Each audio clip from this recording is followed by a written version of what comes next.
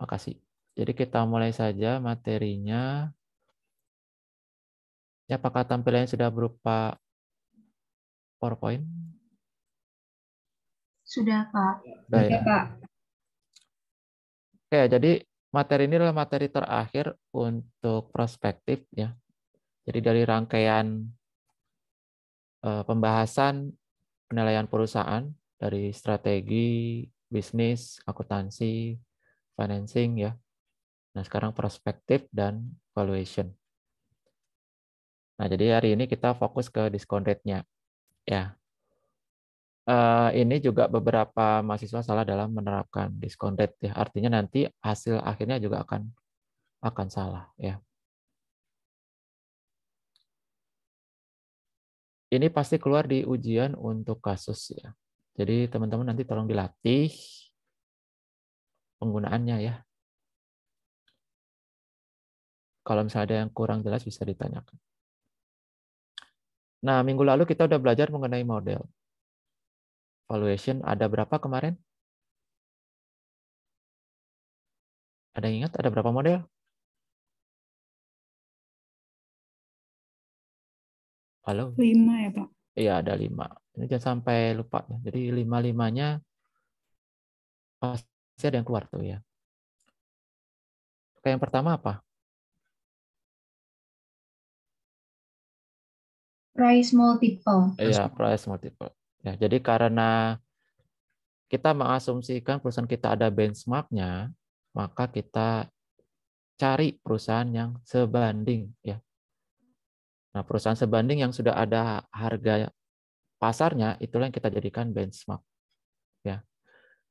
Nah, karena kita konsepnya pakai buku Palepu, Penman dan Subramanian, maka kita pakainya 3 bagian penting. Ya, mungkin di buku lain bisa banyak ya. Tapi yang pasti kita harus punya benchmark. Itu ya, bisa pakai perusahaan 1 2 atau industri. Oke, berikutnya apa? Model abnormal earning. Ya, abnormal earning. Ya, terus Abnormal Income. apa? Abnormal operating income. Ya, operating income. Terus Free cash flow model. cash flow. Terus terakhir? Dividend. Nah, ini hati-hati mengenai discount rate-nya ya. Jadi kalau dia konsepnya adalah earning, ya kan, earning, ya kemudian dividen, ini dipakainya RE atau PACC?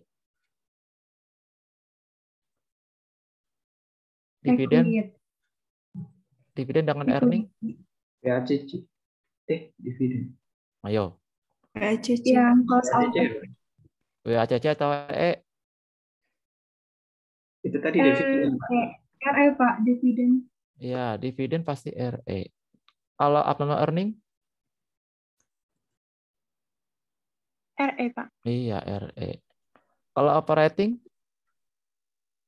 WACC. Iya. WACC. Cash flow?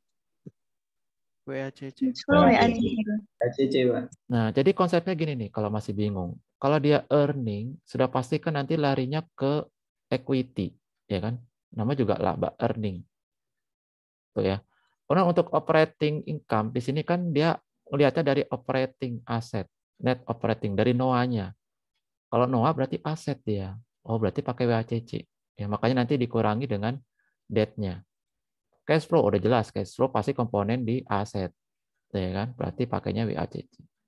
Nah, kalau dividen, udah pasti dia kan pengurang earning. Masuknya ke RE, equity. Nah, gitu ya. Jadi, ini discount rate-nya jangan sampai salah ya.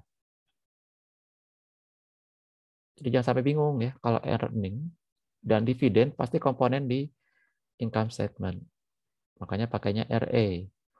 Sementara untuk operating, karena dia masuknya ke NOA, aset, maka pastinya masuk ke WACC. Termasuk cash flow. Udah jelas, cash kan posisinya di aset. Ya. Nah, karena bentuknya adalah valuation, berarti nanti pendekatan.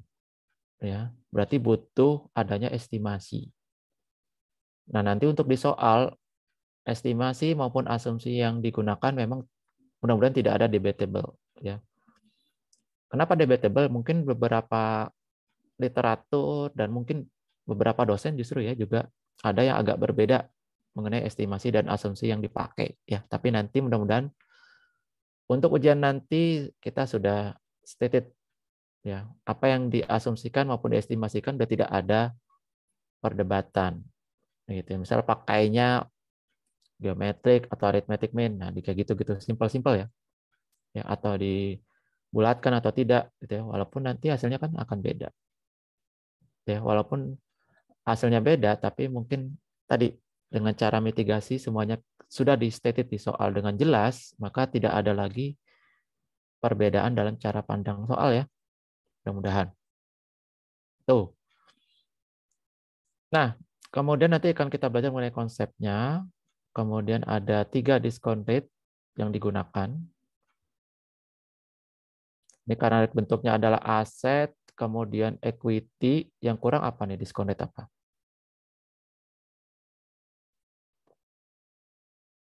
Date-nya. Ya, ini yang kita tambahkan di hari ini, ya, RD-nya. Ya, nanti akan kita simpulkan. Nah, kita tadi belajar. Di awal setelah UAS kita udah pernah belajar mengenai forecasting. Pada sebelumnya yang sudah keluar di soal UTS yaitu mengenai bisnis ya, baik lingkungan maupun strategi. Kalau saya lihat dari soal UAS tahun lalu nih ada yang diulang ya. Jadi untuk teman-teman tolong dipelajari lagi walaupun sekilas ya beberapa ketentuan yang umum mengenai bisnis maupun akuntansi yang kira-kira bisa keluar lagi di UAS ya. Karena ini ada pembahasannya gitu ya, terkait walaupun tidak secara mendalam. Ya. Jadi tolong nanti lihat lagi hal-hal mungkin yang dianggap pernah keluar di ujian ya, siapa tahu keluar lagi di ujian tahun ini ya. Yaitu materi-materi yang dibahas di UTS. Yaitu di bisnis dan akuntansi ya. Nah, kemudian setelah UTS kita sudah mempelajari mengenai forecasting ya. Karena udah sifatnya forecasting berarti ada timeline. Berarti ada terminal value segala macam. Nah, ini juga kita sudah spesifik ya dijelaskan kapan terminal value-nya gitu ya, asumsinya bagaimana penggunaan forecasting-nya mau pakai apa, itu semua sudah dijelaskan nanti di ujian ya, sehingga tidak ada lagi asumsi yang teman-teman lakukan ya. Jadi sudah jelas di soal. Nah, forecasting ini juga pendekatan ya. Tadi beda literasi mungkin beda cara.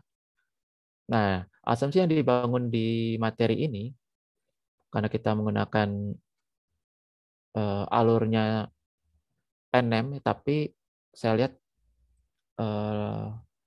akun maupun konsepnya yang digunakan buku Palepu ya.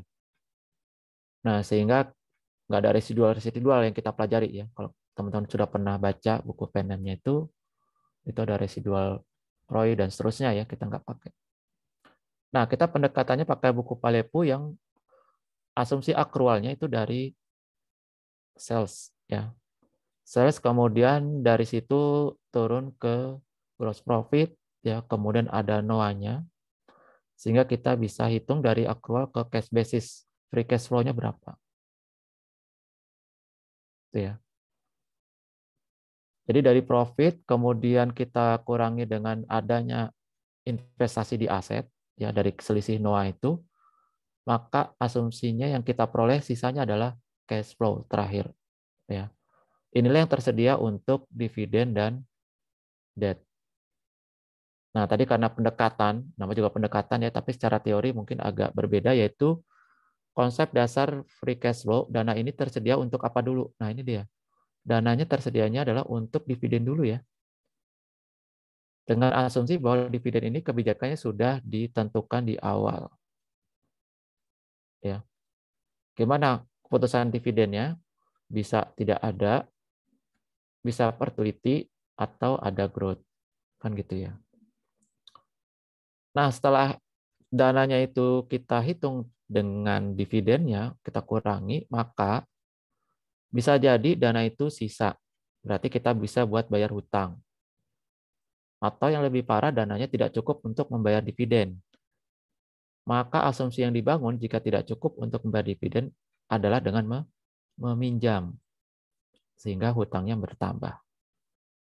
Itu ya. Nah, hutang tahun ini bertambah, otomatis bunga di tahun depan itu akan menyesuaikan. Ini hati-hati ya. Jadi konsep dasarnya itu seperti ini, teman-teman. Yang akan berbeda dengan konsep di manajemen keuangan bahwa dividen yang dibayarkan itu ya kalau ada sisa laba. Kalau nggak ada laba, ya nggak bayar dividen, kan gitu ya. Tapi untuk valuation ini, karena kita ingin menilai perusahaan, kita sudah ada asumsi di awal bahwa ada kebijakan dividen. Sehingga cash flow yang tersedia itu kita kurangi dulu dengan dividen. Nah, gitu inti untuk prospektif ya. Bagian forecasting.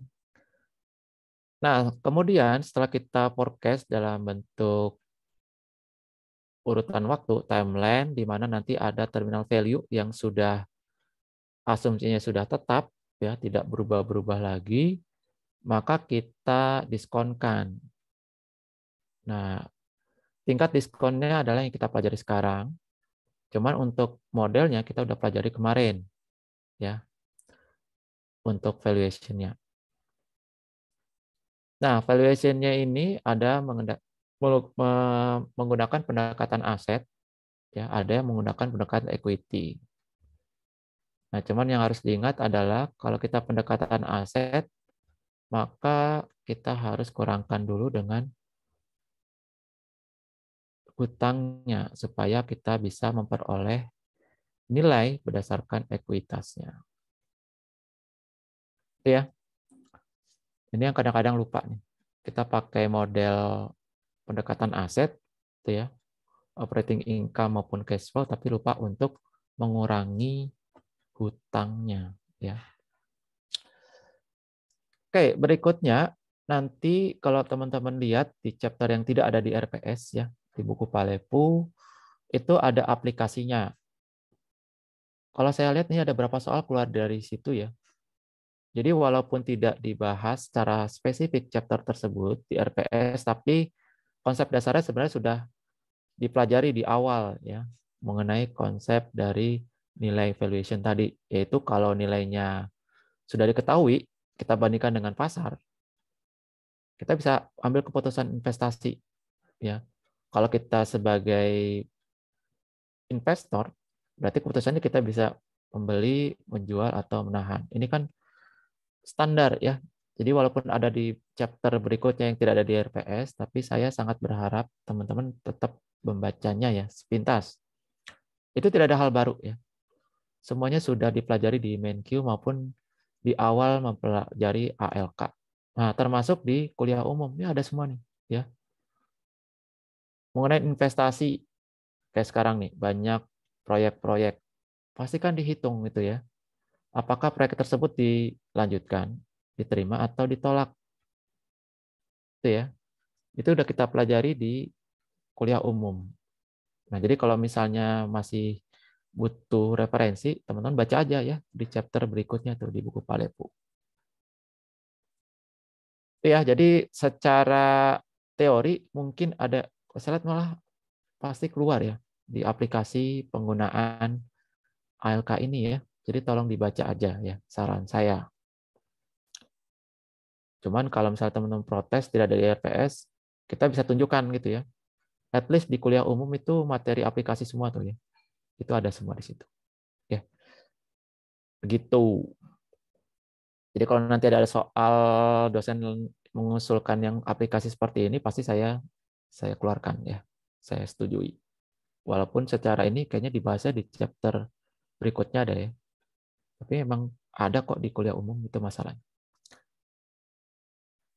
Ya, jadi teman-teman kalau misalnya sudah mempelajari alurnya kayaknya nggak terlalu sulit ya untuk bisa memahami inti dari ALK kita.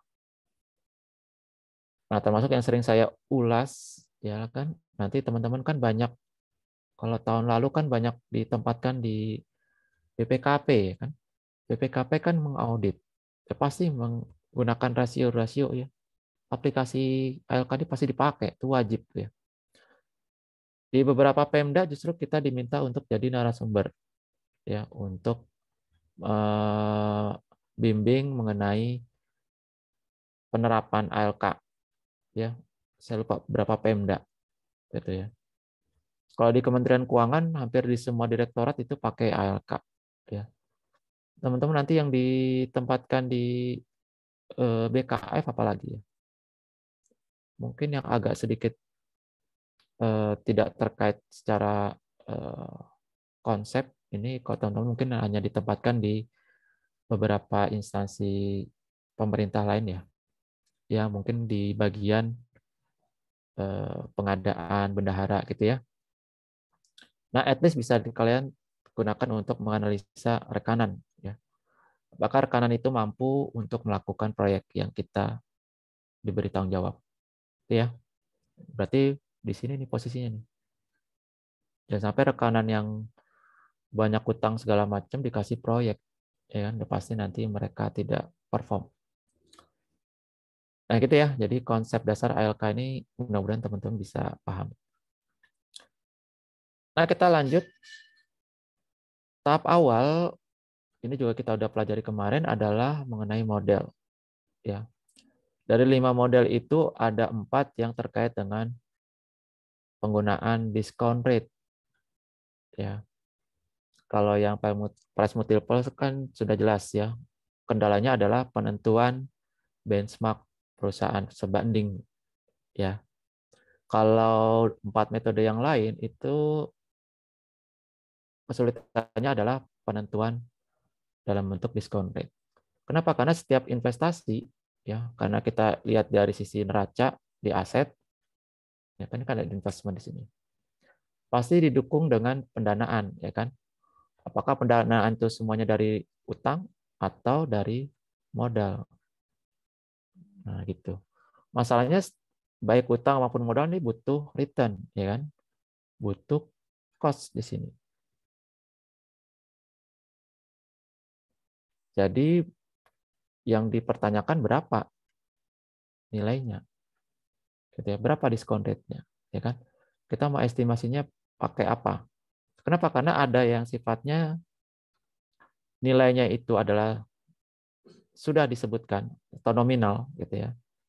Ada yang secara market itu tersedia juga.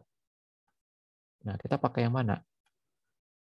Ya, ada yang nominalnya ada, marketnya nggak ada. Ya. Nah, konsep-konsep inilah yang secara teori itu harus dipilih. Ya.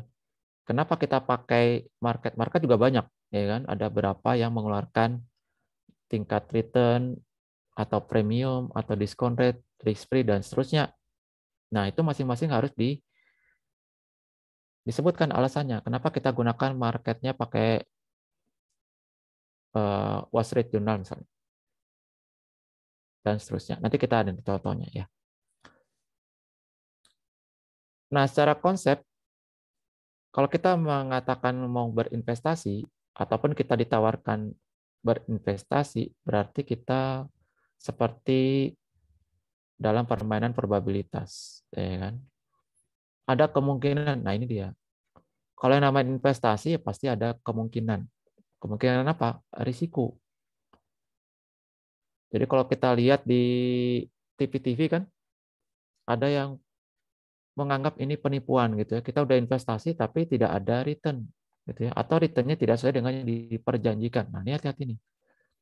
Kalau kita ditawarkan investasi yang income-nya fix terus tinggi pula returnnya. Nah, ini coba. Kalau teman-teman tidak mempunyai background manajemen keuangan atau ALK, pasti bagus nih, invest aja di situ gitu ya. Jadi pada awal tuh dikasih tuh semua, misalnya dikasih sampai kalau di TV kemarin tuh terakhir ada yang sampai 30% tiap bulan. Dikasih tuh. Bulan pertama dapat return. Kedua dapat tapi agak telat. Nah, bulan ketiga, nah ini udah mundur-mundur nih, udah menjelang akhir.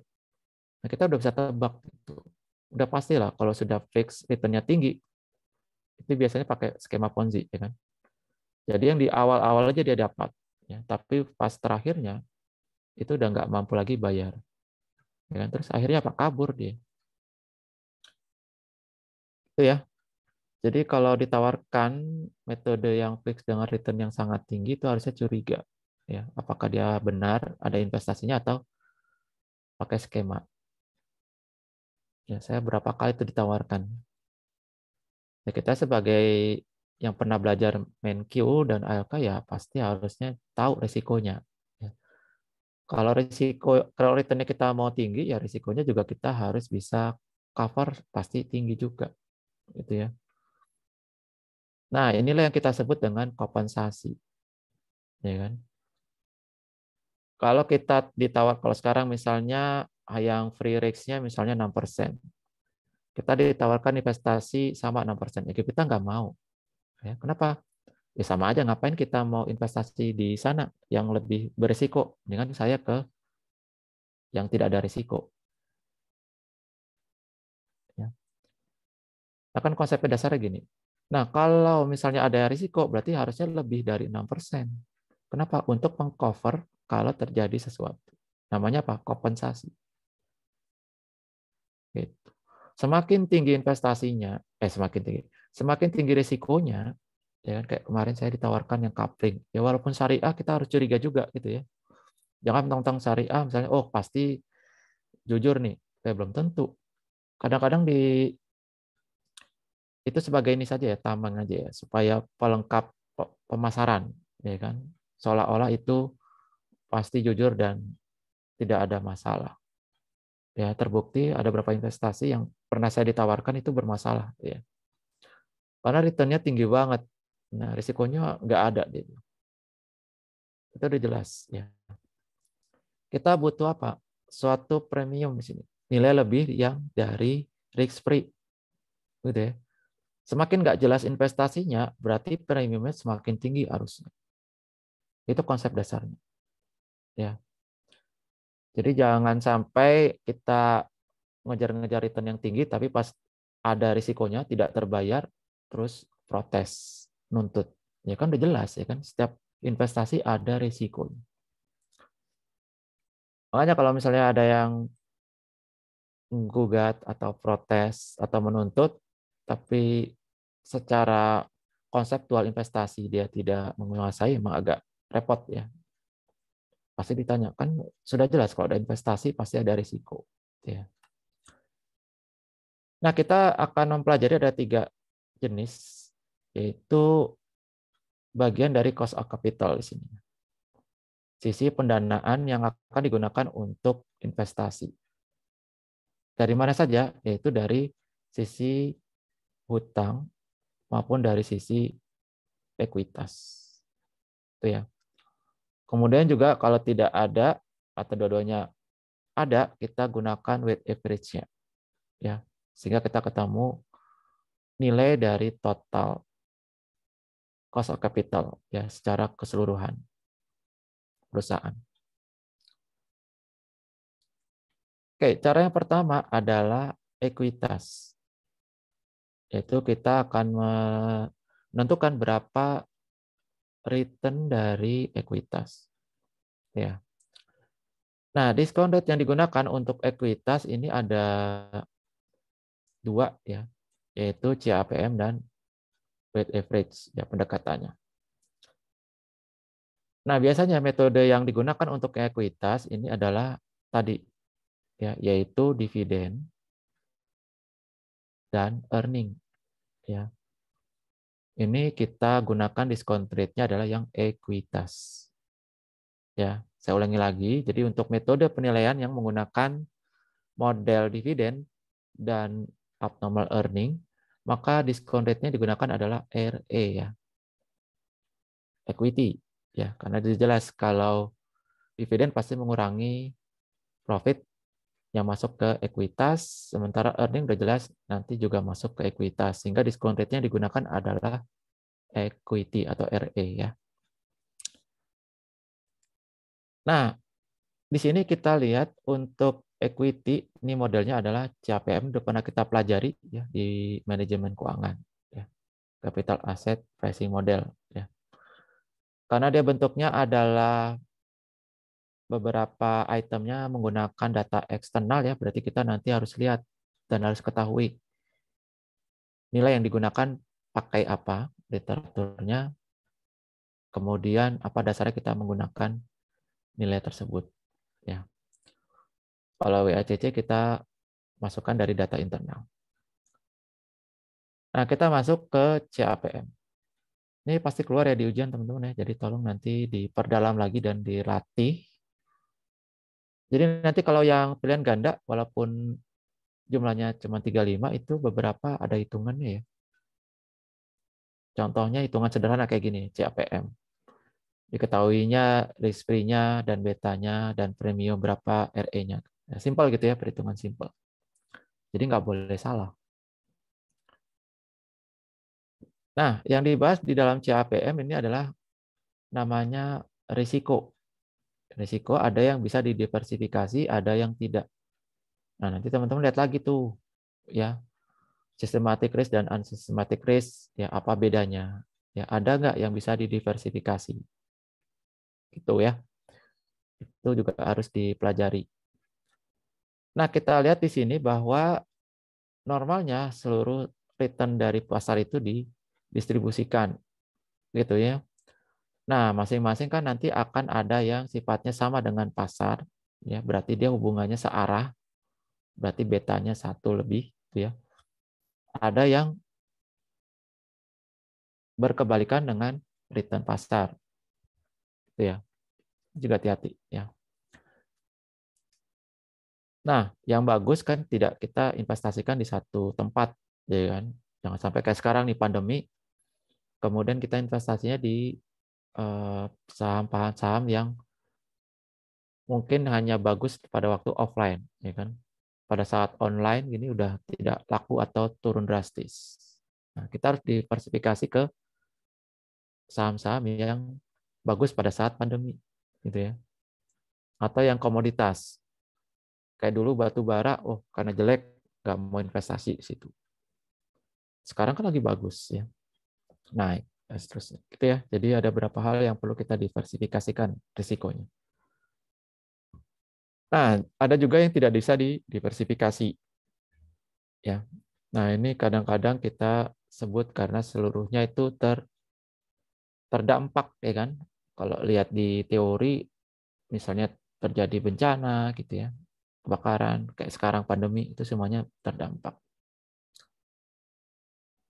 Nah, perhitungannya di sini adalah kita lihat normal return-nya, ya, itu adalah kita jumlahkan dari risk free, ya, ditambahkan dengan premium. Kemudian kita kalikan dengan betanya, ya, tingkat sensitivitas saham kita, ya, terhadap pasar. Ya, ini rumusnya jangan sampai lupa ya. Jadi RE di sini adalah risk free ditambah beta kali premium. Premiumnya ini adalah pasar dikurangi risk free. Ya. Kenapa kita butuh premium? Karena kita berinvestasi yang ada risikonya. Ya, jadi ini untuk mengcover risiko.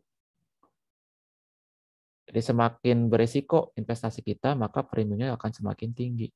Gitu ya. Nah, kita lihat di sini misalnya kita pakai data, ya.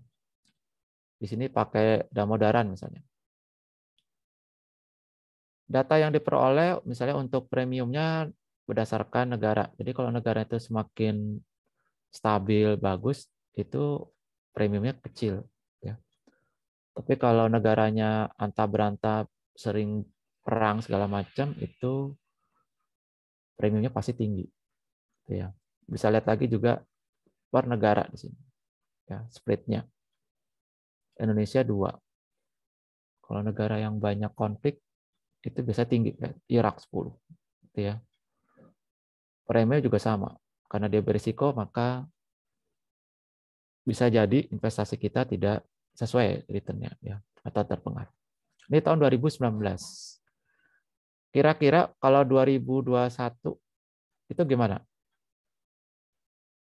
Semakin tinggi atau semakin rendah? Ada yang bisa nebak nggak? Makin tinggi, Pak. Makin kayaknya. tinggi premiumnya, Pak. Kenapa semakin tinggi? Ada risiko negaranya tuh kesehatannya kan apa namanya? Ketidakstabilannya terganggu. itu, Pak. Coba nih ya. Bandingkan, ini kan kita lihat premium kan berdasarkan risiko, ya kan? Tahun 2019 itu pandemi, sedang puncak-puncaknya, ya kan? Sehingga premiumnya akan naik dia dibandingkan mungkin tahun 2017 ya, sebelum ada pandemi. Kira-kira kalau dibandingkan tahun 2021 sekarang dengan kondisi pandemi gimana? Sepertinya Ada menurun. Penurunan. Menurun. ya, berarti risikonya turun atau naik? Risikonya menurun. Turun. premiumnya. Nah, kalau risikonya turun, premiumnya gimana? Oh iya, Pak. Menurun juga, Pak. Nah, ya. Jadi kecuali kalau sekarang nih Omikron, wah, tembus 1 juta per hari segala macam, tuh risikonya tinggi. Nah, pasti premium yang kita kenakan, yang kita tetapkan pasti tinggi. Gitu ya. Tapi kalau sekarang hanya 200 gitu ya yang terjangkit gitu ya. Jadi jauh lebih rendah dari 2019, maka asumsinya premiumnya kita pasti turun, ya kan? Kenapa? Risikonya juga turun. Orang udah banyak lepas masker. Ya, kalau saya kemarin beberapa jalan-jalan ya, itu udah pada macet ya kan. Dibilang jangan keluar kota, wah pas tahun baru berapa juta keluar dari Jakarta dan seterusnya. Karena dia lihat risikonya sudah tidak terlalu tinggi bandingkan dengan 2019. Oke, kita lihat 2021. Ya, Indonesia premiumnya 6 ya. Jadi udah turun dia. Kenapa? Karena risikonya sudah turun dibandingkan 2019 yang 8%. Nah, gitu ya. Secara negara juga sama. Kita katanya terbagus untuk vaksin segala macam. Jadi dianggap kita turun dari yang kemarin 2% ya, menjadi 1%. Ya. Oh, yang Amerika nggak ada di sini. Kalau Amerika kemarin ratusan ribu, sekarang sudah terjangkit 1 jutaan gitu ya tiap hari. Berarti risikonya harusnya lebih tinggi. Ya, premiumnya juga tinggi. Nah, gitu ya. Jadi kalau kita bicara mengenai return, berarti kita harus inline-kan dengan risiko. Nah, selisihnya itu adalah premiumnya dengan risk-free-nya ya. Jadi kalau dia semakin berisiko, berarti premiumnya juga semakin tinggi. Gitu ya. Return-nya yang kita expected-kan juga pasti tinggi. Gitu ya. Jadi sebandinglah dengan risikonya. Nah, sama dengan investasi, baik investasi di swasta maupun secara negara juga sama. Kalau dibandingkan dengan 2019, kita lebih bagus. Makanya premium kita pasti turun, karena risikonya sudah turun. Oke. Karena pandemi udah pasti dikaitkan dengan berapa yang tertular atau terjangkit. Oh, jauh bedanya, sekarang hanya berapa ratus. Gitu ya, berarti turun. Gitu ya, bisa ya. Sama kayak rating, ya kan? Kalau rating, kalau yang A dengan yang C, tinggian yang mana? Yang apa? Yang apa? Yang C, Pak. Saya tanya ulang. Kalau yang obligasi yang A dibandingkan yang C, returnnya tinggian yang mana? Yang C, Pak. C, Pak. Oh, yang C, Lebih Pak. resiko. Iya, jelas pasti yang C. Ya, kenapa? Karena dia beresiko. Yang C itu perusahaan antah berantah yang rugi terus, ya kan? Sementara yang A yang perusahaannya laba, yang bagus, yang prospeknya pemimpin pasar segala macam. Nah, gitu ya. Jadi kita harus bisa secara logika itu ya nggak perlu sampai detail ya. Secara logika udah jelas ya.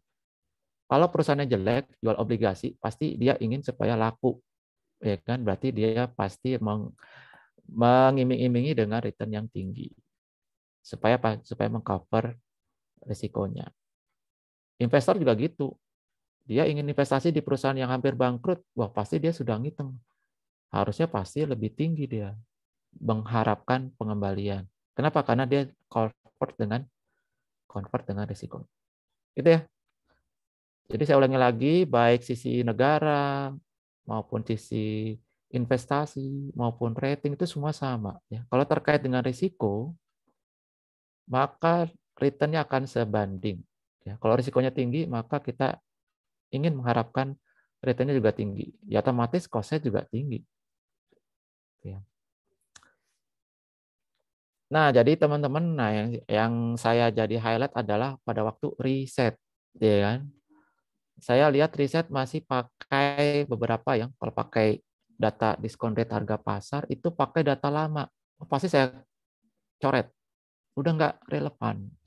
Ya, teman-teman pakai asumsi di 2019, oh jauh bedanya, kejauhan ya. Kalau pakai asumsi 2021 masih mending, ya pasti nggak jauh beda dengan nanti pada waktu laporan itu disubmit tahun 2022 ya, kalian kan KTTA selesai 2022. Gitu ya. Jadi tolong nanti menyajikan data, termasuk kalau saya sektor perpajakan masih pakai asumsi 2019. Oh, saya pasti coret, wah, salah kamu. Jauh bedanya ya, karena jauh banget bedanya. Ya. Jadi tolong apapun jika menggunakan data, gunakan data terbaru ya. Karena pada waktu penyajian supaya tidak beda jauh ya dengan data yang realnya. Oke, kita juga lihat di sini untuk market risk ya yang saya ambil dari datanya. Ini masing-masing punya mengeluarkan data ya. Ini saya ambil dari Premian. 2019 juga sama. Indeksnya di angka berapa ini? Tahun 2019. Nanti kita bandingkan dengan yang baru. 2021, lihat. Ya. Market return-nya, kemudian risk free-nya, ya, bandingkan dengan yang awal. Jauh bedanya. Ya, 2019 dan 2021. Ya. Nah, ini yang saya mau garis bawahi adalah sumbernya. Jadi teman-teman kalau mengutip angka-angka ini, misalnya market risk-nya teman-teman tulis 9,28 dari mana? Gitu ya. Oh, dari sini. Gitu ya. Risk free-nya 6,17 dari mana? Dari sini. Gitu ya. Sehingga kita lihat selisihnya 9 dikurangi 6 ini adalah premiumnya. Ya, ini data yang kita pelajari itu ini semua ya dengan prakteknya. Ya. Ini yang bisa diakses ya karena beberapa data itu butuh langganan ya, saya nggak bisa kutip di sini. Ya, ini kita masukkan ke dalam teori yaitu mengenai CAPM ya untuk menghitung RE kalau kita butuh data dari eksternal. Yang pertama yang kita butuhkan adalah beta.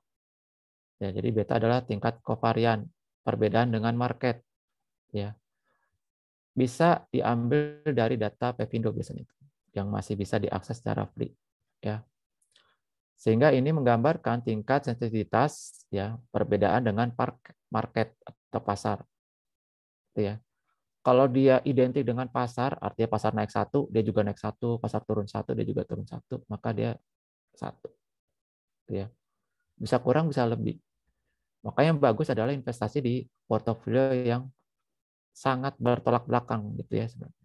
Jadi kalau ada yang turun kayak sekarang nih pandemi ada berapa yang pasti turun gitu ya. Tapi kita punya investasi yang secara online bagus, misalnya perusahaan telkom, telekomunikasi gitu ya. Atau yang investasi di mineral.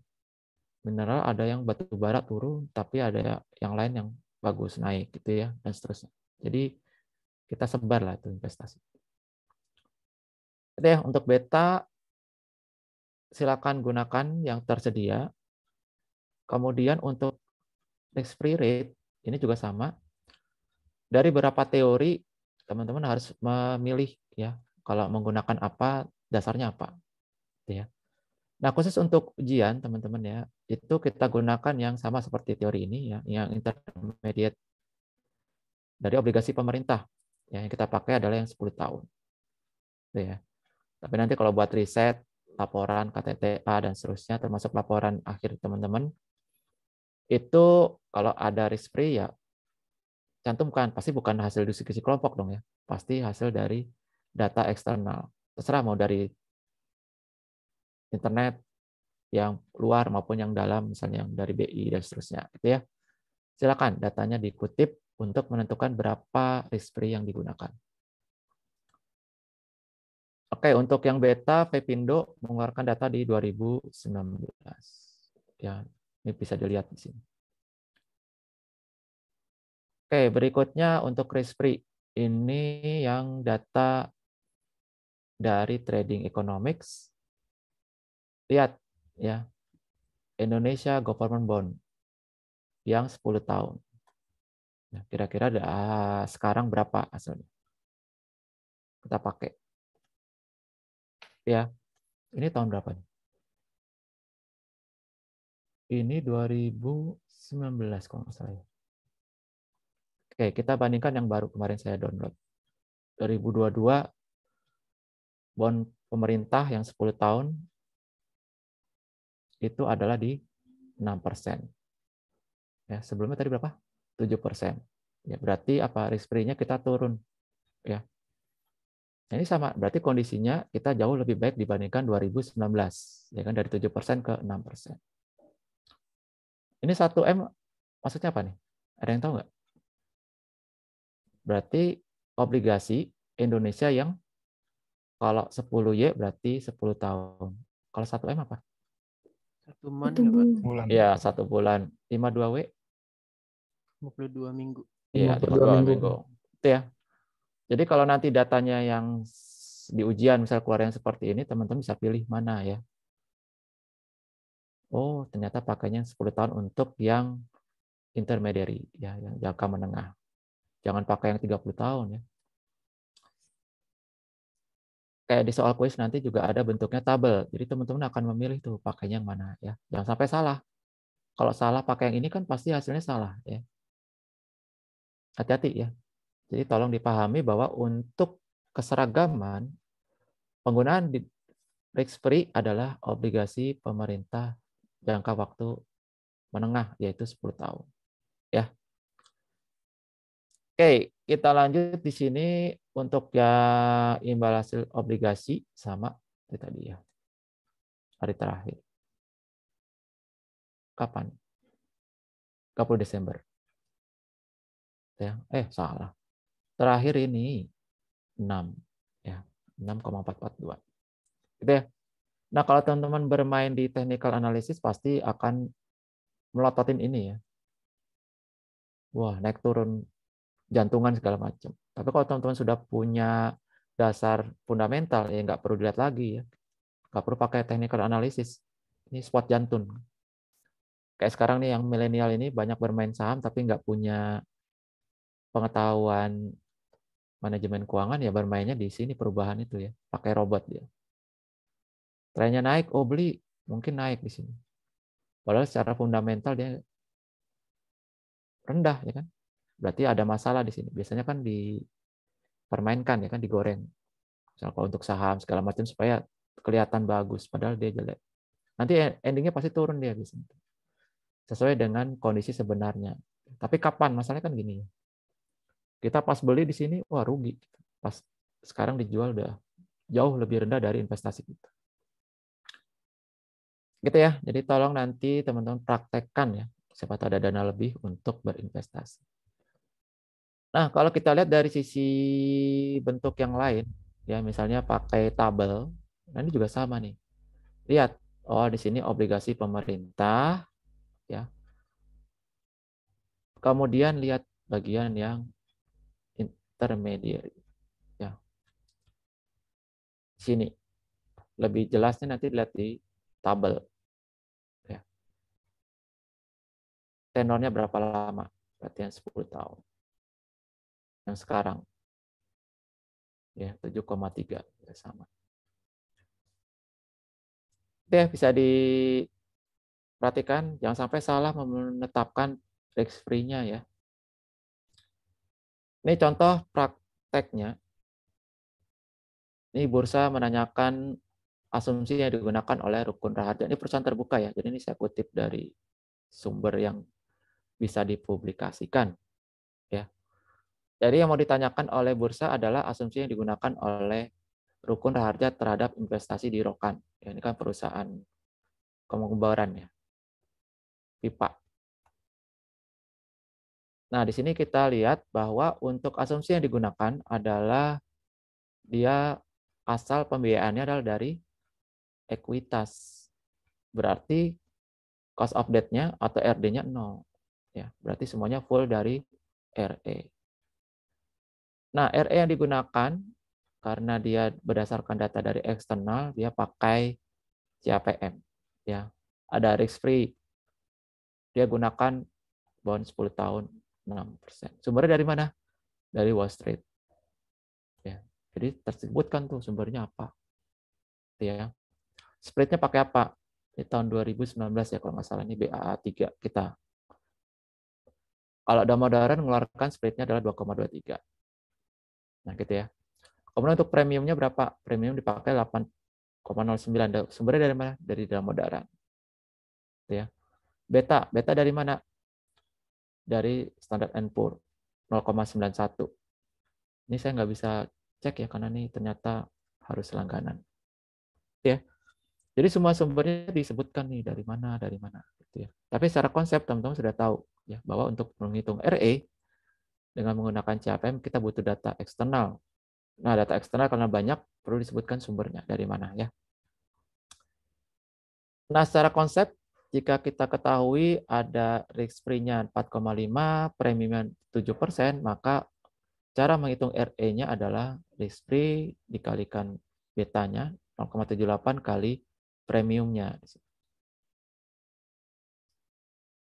Ya, tinggal kita kalikan saja. Ketemu RE-nya berapa. Tuh, ini simple nanti di quiz kayak gini nih. Jadi gampang, cepat kan? 1 menit selesai. Ya. Nah, berikutnya adalah kita menggunakan weighted average ya. Karena menggunakan weighted average cost of capital berarti dia akan menjumlahkan dari seluruh permodalan dari debt dan ekuitas di sini. Ya, karena sumbernya dari aset. Ya. Cuma jangan lupa untuk debt ini adalah after tax. Nah, nanti di soal mudah-mudahan saya sebutkan ya. Karena tarif pajaknya kan berbeda tahun lalu dengan tahun sekarang. Nah, itu yang maksud saya yang kalau teman-teman kurang latihan, hanya berdasarkan, oh udah ada di Excel, nanti aja belajarnya pas ujian. Nah, itu nanti biasanya nggak terupdate tuh. Saya tulis di ujian misalnya 22% sekarang. Di tahun lalu masih berapa? 25%. Nah, salah berarti nanti hasilnya ya. Karena kurang fokus pada data di soal ya, termasuk lupa mengganti di jawaban Excel ya. Nah, cuma saya garis bawahi untuk penggunaan Excel ya, apakah nanti masih diperbolehkan di SEB atau bukan, atau tidak boleh itu tolong dimitigasi. Nah, kita buat proporsional yaitu untuk debt berarti debt ditambah total, kalau equity juga sama equity dibagi dengan total ya untuk proporsionalnya. Ketemu weighted average-nya. Berarti kalau kita bisa tentukan kira-kira ya, kalau kira-kira di sini 6%, di sini cost equity-nya 8%, kira-kira WACC-nya berapa? Kalau ada pilihannya A 5%, B 6,5, yang C 10%. Kira udah bisa nebak belum berapa WACC-nya? Gak perlu ngitung. Kira-kira berapa? Berapa? Iya. 6,5. Iya, jadi nggak usah ngitung, teman-teman udah tahu. Ya.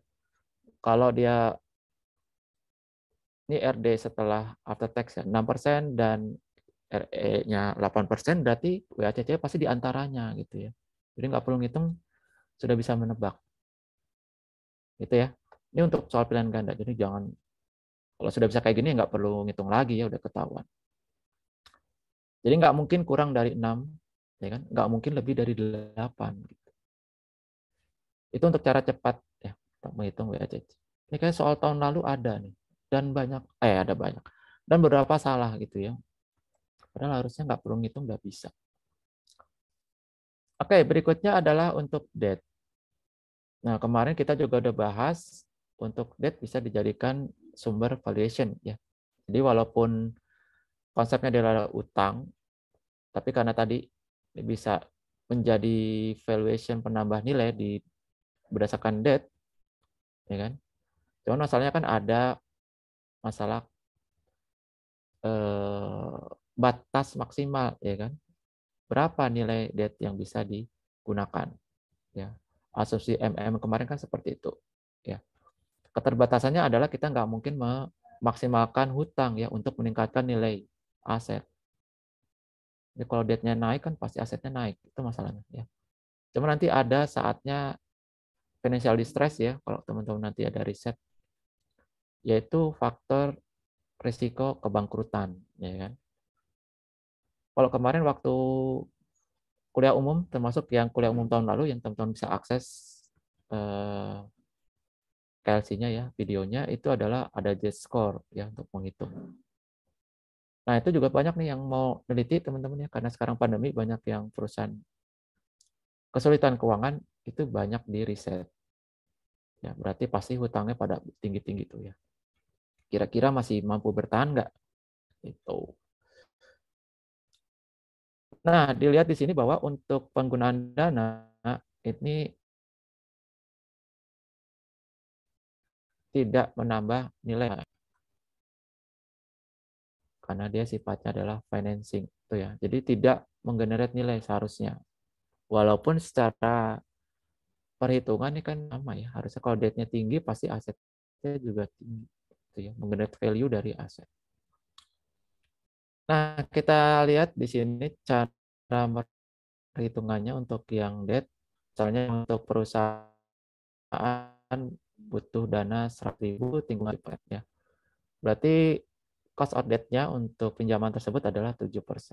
Nah, ini hati-hati ya, ada yang menggunakan nominal rate, ada yang market. Ya.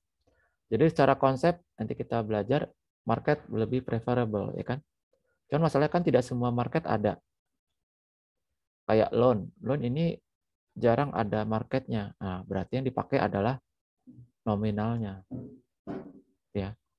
Tapi kalau obligasi kemudian saham gitu ya, itu biasanya ada marketnya dan pasti ada marketnya biasanya ya untuk ujian. Jadi yang dipakai adalah market value-nya atau market rate-nya ya. Jadi nominal itu dipakai hanya untuk loan. Untuk market ini adalah obligasi ya dan saham. Gitu ya untuk menentukan cost of capital. Cost of capital. Ya, hati-hati nih. Nah, kita hitung karena perhitungan bunga di sini adalah tax deductible, maka tarifnya yang digunakan adalah after tax rate ya. Dulu 30%, kemudian tahun lalu 25%, sekarang 22%. Nanti soal akan disebutkan berapa tarifnya ya. Sehingga after tax-nya untuk cost of capital dari pinjaman ini adalah 4,9% yang dipakai ya. Ini jangan sampai lupa nih. Oke, berikutnya adalah penggunaan dari sisi aset ya. Yaitu apa? Yaitu kalau kita gunakan pendekatan cara cash flow dan operating. Ya. Udah jelas cash kan komponen dari aset ya. Sementara operating adalah dari operating aset juga, NOA ya. Berarti dua-duanya akan kita gunakan untuk cost of capital. Nah, ini saya copy paste yang kemarin juga ya. Jadi ini kita sekilas aja bahwa free cash flow ini adalah dana yang tersedia untuk membayar dividen dan membayar hutang ya. Karena pendekatan ini adalah sifatnya asumsi, maka dividennya itu harus ditentukan terlebih dahulu kebijakannya ya. Kebijakannya gimana? Ini akan menentukan berapa yang tersedia untuk pembayaran hutang. Jadi kalau dananya ternyata lebih positif, berarti nanti akan ada pengurangan hutang, ya. Tapi kalau ternyata dananya negatif atau kurang, setelah dikurangi dividen, berarti nanti hutangnya akan nambah. Nah, itu ya. Sehingga apa? Sehingga nanti tahun berikutnya pembayaran bunganya akan lebih besar dari tahun sebelumnya. Nah, analisanya seperti itu. Ya. Nah, karena hasilnya ini adalah bentuknya adalah aset, ya, berarti kita harus kurangi dengan hutang supaya kita akan menghitung berapa nilai secara equity-nya. Ya. Karena kita pakainya kan aset, pendekatan aset, yaitu dari cash flow. Nah, ini contohnya untuk dari operation, cash flow dari operasi yang kita kemarin lihat asalnya dari mana? Dari sales, ya kan? Dikurangi dengan aset turnover, maka ketemu gross profit-nya. Kan gitu ya. Nah, supaya jadi free cash flow, maka kita kurangi dengan investasi. Kemarin bentuk investasinya apa? Di forecasting? Apa yang dikurangi investasinya? Ayo. Ada yang masih ingat nggak? Kan ada tuh sales, asset turnover, gross profit, terus apa habis itu? Supaya ketemu cash flow-nya. Kita kurangi dengan apa?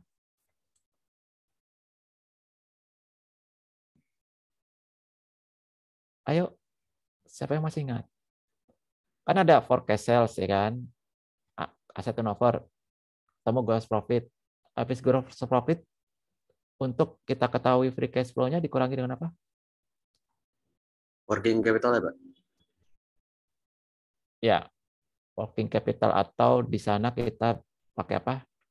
NOA, net operating asset. Asetnya, yaitu investasi. Ya, jangan lupa nih. Ya, kita kurangi dengan bagian asetnya di sini. Aset kan ada investasi, ya, ada working capital, ya kan? Nah, ini semua nanti kalau lebih pendekatannya ini adalah yang kita pakai adalah operating asset. Nah, nanti teman-teman tolong lihat lagi teorinya operating asset apa saja, ya, supaya ketemu nanti cash flow-nya. Ini pasti kalau di plan Gana nih jenis-jenis operating asset, ya. Nah, setelah kita kurangi dengan selisih NOA tadi, ketemu free cash flow, ya. Free cash flow ini adalah tersedia untuk dividen dan pembayaran hutang, ya. Nah, karena bentuknya adalah aset, maka kalau menghitung nilai perusahaan secara ekuitas, maka kita kurangi dengan debt-nya, ya. Jangan sampai salah nih, ya. Kita kurangi dengan debt. Ini adalah cara yang pertama, ya. Cara yang kedua, yang standar tadi, ya, equity awal ditambah income dikurangi dividen. Nah, itu harus sama kan hasilnya. Ya, kayak rumus kemarin. Hasilnya itu harus 0 selisihnya. Kalau ada angkanya berarti pasti salah. Ya. Kalau 0 belum tentu benar, ya kan? Siapa tahu nanti ada asumsi teman-teman yang salah mengutip atau persentasenya salah. Ya. Pasti selisihnya 0 juga ya, tapi secara hasilnya itu salah. Jadi hati-hati ya. Nah, kalau pakai rumus pasti hasilnya 0 tuh ya. Nah, cuman kan nggak tahu. Mungkin salah dalam pembuatan nilai geometric mean-nya atau arithmetic mean-nya ya. Dan seterusnya. Oke, untuk menghitung free cash flow tadi, pada saat kita buat timeline nanti ada asumsi kapan batas akhirnya. Karena kan tidak terbatas ya, perpetuity. Ya. Berarti ada perlu waktu yang bisa kita hitung, namanya terminal value. Ya, di mana asumsinya sudah stabil semua. Gitu ya. Yaitu ada 3. Ya, yaitu tidak ada, kemudian secara perpetuity maupun ada growth. Ya, free cash flow. Nah, setelah kita hitung baru kita diskonkan ya dengan menggunakan WACC ya. Hati-hati ya dengan terminal value. Ya, apakah ada growth atau perpetuity atau 0 ya. Kemudian kita present value kan pada saat terminal value, kemudian kita diskonkan ke sekarang. Ketemu nilai asetnya, ya, total firmnya. Nah, karena kita ingin menghitung berapa equity-nya, maka kita kurangi dengan hutang. Ya, kita subtrakan dengan hutang. Kalau tadi pada waktu kita menghitung dividen maupun kita hitung earning, ini kan hasilnya sudah dalam bentuk nilai ekuitas, ya, sehingga nggak perlu lagi dikurangi dengan debt, ya. Tapi kalau kita menggunakan metode cash flow dan metode operating profit, maka hasilnya adalah aset, sehingga kita kurangi dengan debt. Ya, hati-hati nih, jangan sampai salah. Ya, konsep dasarnya. Oke, untuk dividen dan earning, diskon rate-nya digunakan apa? RE. Ya, kalau cash flow dan operating, ya CC. Ya. Oke, ini juga sama dengan yang kemarin ya. Perhitungannya ini kita gunakan untuk yang Walmart. Ya. Oke, apa kendala dari penggunaan cash flow? Ya. Penggunaan cash flow karena tadi berawal dari sales, kemudian asset turnover, kemudian gross profit. Nah, masalahnya dikurangi dengan asetnya atau investasi. Ya. Makanya dianggap sebagai loss. Ya, padahal kalau kita ketahui yang namanya investasi berarti harusnya ada income di kemudian hari, ya, ada potensi income. Kecuali kalau belinya itu asetnya yang aset sifatnya konsumtif, ya kan, beli sepeda, ya udah jelas lah, sepeda kan nggak menggenerate income, ya kan, berarti bukan investasi, walaupun sama-sama aset, ya kan. Nah gitu ya. Jadi kalau bentuknya adalah pengurangnya berupa investasi, harusnya ada value added tambahannya.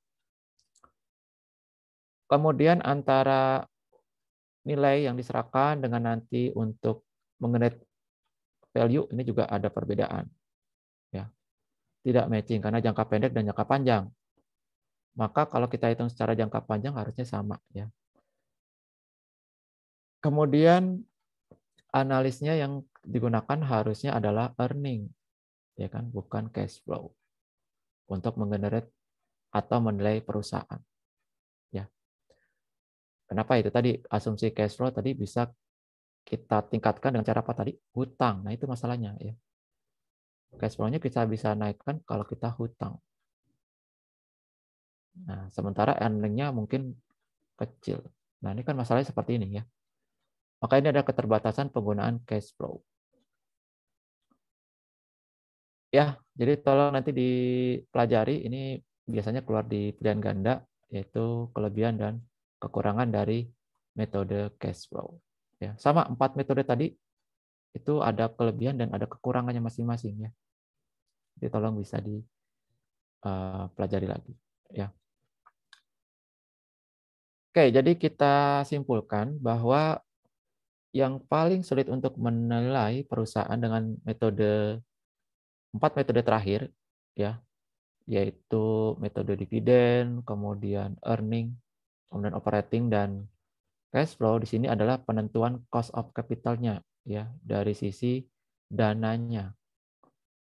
Ya, ada yang tadi contoh ada full equity, ada yang combine antara hutang dan equity. Ada malah yang full hutang. Gitu ya. Jadi hati-hati untuk menghitung berapa diskon rate-nya, dilihat sumbernya, ya. Apakah seluruhnya dari debt atau dari equity atau combine, ya. Kemudian kita hitung juga tingkat sensitivitasnya, ya. Kemarin kita udah bahas, ya kan, beberapa probabilitas dalam forecasting, ya. Tapi itu tadi dengan adanya asumsi berarti harus dijelaskan Pak, kenapa, gitu ya, asumsi itu kita gunakan, ya. Kemudian untuk cost of capital juga sama.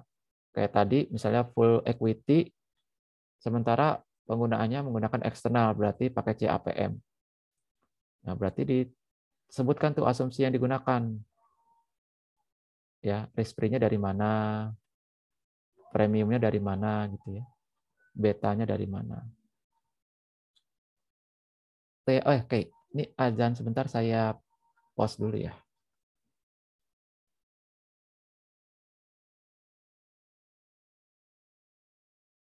Ya, ada pertanyaan? Izin bertanya, Pak. Ya, siap. Itu Pak yang mengenai cost of debt. Kalau obligasinya itu dibayarnya 1 tahun 2 kali atau semi annual gitu, market rate-nya yang dipakai buat cost of debt itu yang semi annually atau dianualikan dulu, Pak? Kasih. Oh ya, ini nanti kayaknya ada di slide berikutnya ya. Atau termasuk nanti buat kuis ya. Jadi kalau nilainya itu sesuai dengan jangka waktunya itu. Kalau dia yang semi ya dibagi 12 dibagi 2 ya 6 bulan. Itu ya, nanti di present value kan. Itu. Mbak. Sesuai jangka waktu pembayaran bunganya. Kasih, Pak. Yap.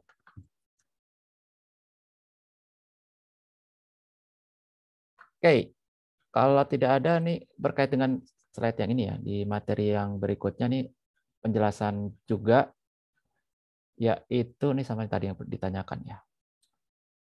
Yaitu yang bagian cash flow ya.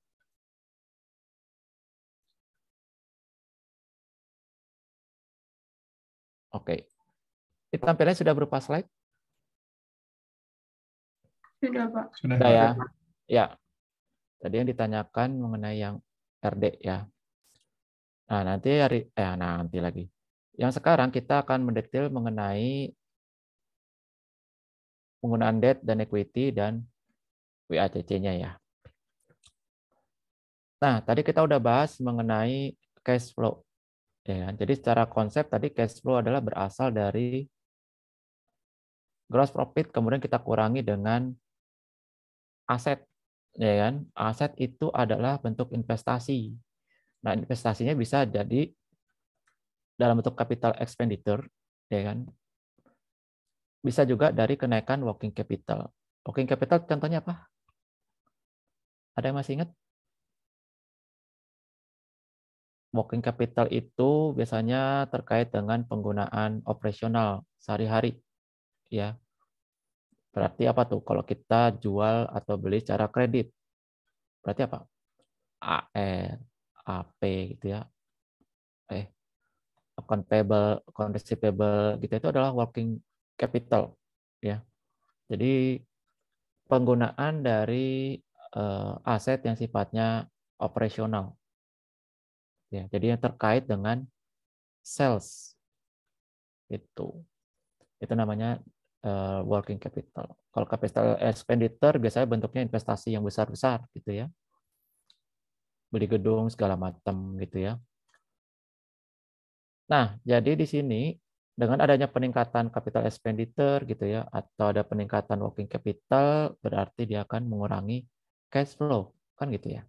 Karena asumsinya itu yang dipakai ya kan adalah dari uang ya buat investasi tersebut ya, buat pengeluaran capital gitu ya, karena generate di aset. Nah, itu asumsi dasarnya gitu ya. Nah, sekarang kalau misalnya dia sudah ada investasi, berarti dia ada indikasi cash flow-nya itu positif. Itu ya, berarti dia bisa membayarkan investasinya dalam bentuk capital expenditure atau ada kenaikan working capital. Ya. Nah, nanti setelah selesai seluruhnya kita kurangi, yang netnya kita diskonkan, sama seperti konsep free cash flow tadi. Ya.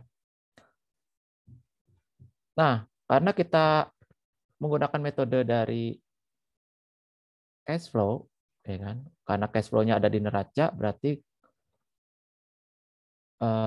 apa namanya? Cost of capital yang digunakan adalah WACC. Ya. Kalau tadi kita menggunakan metode dividen dan earning, maka discount rate-nya adalah RE. Ya. Jadi jangan salah lagi nih, jangan sampai ketukar-tukar ya. Jadi untuk cash flow dan operating profit ini kita gunakan adalah WACC, sementara untuk dividen dan abnormal earning ini kita gunakan RP ya. Nah, asumsinya adalah risiko yang tinggi oleh perusahaan, maka WACC-nya pasti tinggi ya, return-nya atau cost of capital-nya. Nah, tadi udah kita bahas bahwa untuk hutang atau debt itu adalah after tax ya. Kemudian untuk common stock ini hati-hati ya, kita gunakan adalah biasanya marketnya. Kemudian kita hitung proporsional ya. Nah, berikutnya kita lihat di sini. Asumsi yang digunakan adalah pertama, kita lihat proporsi dari hutang.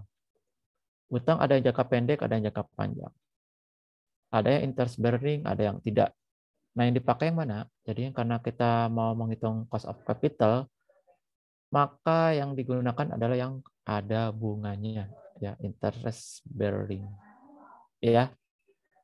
Berikutnya adalah equity.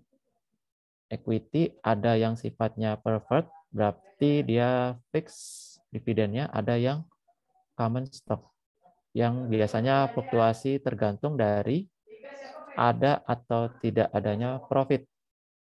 Ya.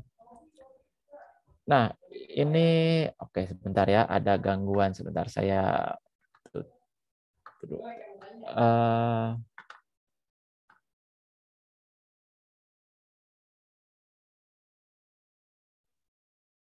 oke, sorry, kita lanjutkan. Nah, berikutnya adalah value. Ada yang sifatnya market, ya. Ada yang juga sifatnya tidak ada marketnya, artinya kita gunakan nanti nominal atau book value. Nah, jadi hati-hati ya. Jadi untuk debt yang tidak ada marketnya biasanya adalah loan. Ya. Tapi kalau yang debt yang sifatnya ada marketnya itu adalah biasanya obligasi. Ya. Kalau equity biasanya ada market value. Nah, ini hati-hati nih ya. Jangan sampai salah. Ya. Kapan kita gunakan market, kapan kita gunakan nominal atau book value. Ya. Jadi untuk debt gunakan book value, kalau equity gunakan market value. Tapi dengan syarat bahwa available ya, tersedia di pasar. Nah, untuk account payable ini kita tidak gunakan karena tadi tidak ada tingkat bunganya. Sekarang kita hitung mengenai cost of debt-nya. Ya, tadi udah ditanyakan mengenai harga sekarangnya. Ya. Jadi kalau sudah ada marketnya, berarti kita hitung ya year to maturity-nya. Ya, jangan gunakan kupon ya kalau ada marketnya. Ya. Kemudian hati-hati dengan adanya tax rate sebagai unsur pengurang dari profit sehingga tarifnya juga harus kita sesuaikan. Ya. Nah, sekarang untuk obligasi bagaimana cara menggunakan penilaiannya? Itu gunakan data eksternal ya, yaitu perusahaan pembanding atau obligasi pembanding sesuai dengan rating dan maturity yang sama, atau jatuh tempo yang sama ya. Yang bagus misalnya yang AA atau yang jelek atau yang CC ya bandingkan dengan yang sama gitu ya. Nah, berikutnya kita lihat di sini mengenai comparable ya. Jadi tadi udah kita bahas bahwa semakin bagus obligasinya atau ratingnya, maka tingkat bunganya atau ratingnya itu semakin kecil. Ya. Kalau yang semakin jelek, yang C, itu pasti nilainya tinggi. Ya. Yang paling kecil apa? Yang paling kecil pasti risk free. Ya, misal kalau Amerika yaitu Treasury. Ya. Ya, ini adalah untuk pembacaan tabel, nanti kita sesuaikan. Berikutnya adalah hati-hati dengan penggunaan basis point ya. Nanti di soal pasti pakai basis point ya, spread-nya. Jadi kalau ditulis 204 basis point berarti itu adalah kalau kita presentasikan 2,04%. Ya. Karena pasti kan berbeda ya antara bond yang kita gunakan dengan perusahaan kita. Ada spread-nya, ada selisihnya. Nah, itu dilihat spread-nya berapa basis point. Ya. Karena biasa menggunakan basis point. Nanti di ujian kayaknya pakai basis point misalnya. Ya, jadi jangan sampai salah ya. Nah, sekarang kita masuk ke preferred stock. Untuk preferred stock karena dia sifatnya adalah tetap dividennya, berarti tidak ada fluktuasi sehingga kita kita bagi saja dividennya tersebut yang jumlahnya tetap dengan harga pasarnya, ya. Ketemu cost of preferred stock, ya. Kemudian untuk yang common stock, ini untuk common stock berarti ada dua metode, ya. Pertama menggunakan dividen growth model atau dividen diskon model, di mana kebijakannya harus ditentukan di awal ya, karena untuk memudahkan perhitungan. Makanya keterbatasan di metode ini adalah harus ada dividen, gitu ya. Kalau tidak ada dividen ya nggak bisa dihitung. Nah, dividen yang digunakan ada yang dengan growth, ada yang tidak. Ya. Nah, bagaimana cara penggunaannya? Maka cost dari common stock tersebut adalah kita bagi dividen tahun yang akan datang dengan harganya. Ya. Kemudian kalau ada growth kita tambahkan dengan growth. Ya. Growth bagaimana caranya? Ya, caranya kita menggunakan analisa ya. Kemudian kita bandingkan dengan data historical. Ya, bisa pakai geometrik maupun arithmetic mean. Nah, ini juga ada yang nanya mungkin ya. Ini gimana cara penggunaannya ya. Kayaknya di slide yang lalu juga sudah saya sampaikan ya. Kalau dari beberapa sumber ya, itu penggunaan geometrik dan aritmetik ini bisa dipertukarkan. Ya, walaupun ada beberapa literatur yang fokuskan bahwa geometrik ini yang sifatnya harusnya ada compound rate ya, ada yang sifatnya berbunga. Ya, atau ada tingkat interest-nya gitu ya. Kalau yang aritmetik yang biasa, yang tidak ada compound ya, yang tidak ada bunga berbunganya. Ya, tidak ada time value-nya gitu ya. Nah, penggunaan metode ini kelebihannya adalah ya gampang gitu ya.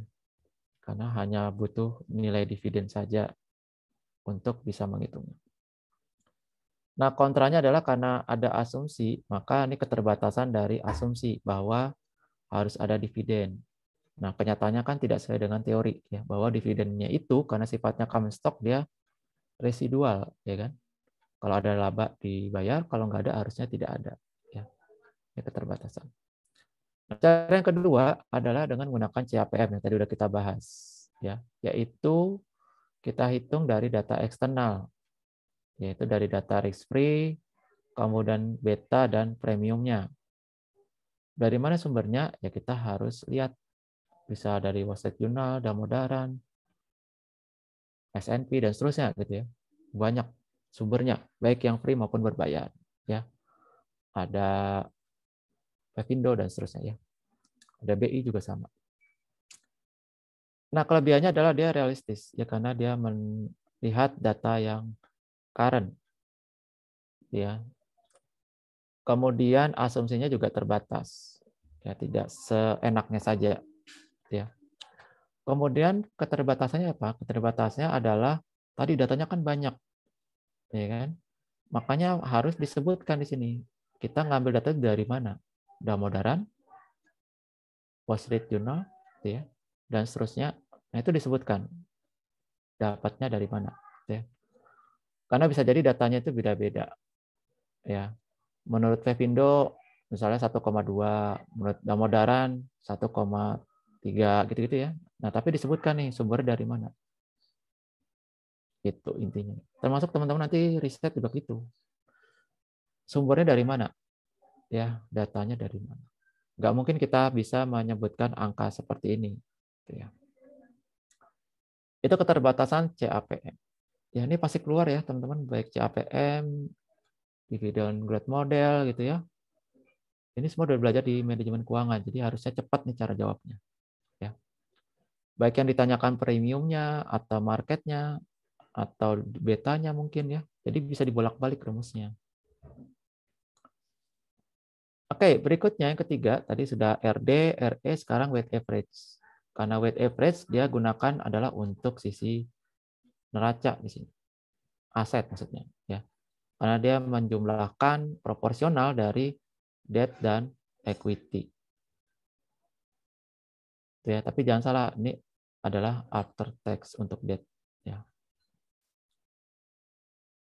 Ya, jadi penggunaan RE maupun RD jangan sampai ketukar-tukar dengan penggunaan WACC. Ya.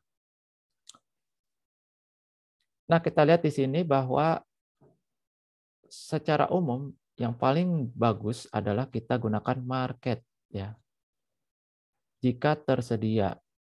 Kalau tidak tersedia atau secara umum memang berbeda-beda, maka gunakan book value. Contohnya apa? Contohnya loan. Kalau loan berarti tidak ada data pembandingnya. Karena masing-masing kan perusahaan pinjam suka-suka ya. Dikasih tarif beda-beda. Ya sama ya, kalau teman-teman nanti pas lulus mau membeli sesuatu yang butuh investasi besar, pinjam, pasti ditawarin tuh kayak. Dari bank ini, oh dapatnya 12 fix, ya kan? Oh kita pakai syariah. Oh paling kecil tuh Pak, 8%. Ya. Atau di bank yang lain, 11% tapi floating. Ini kan beda-beda nih. Makanya kita gunakan book value-nya.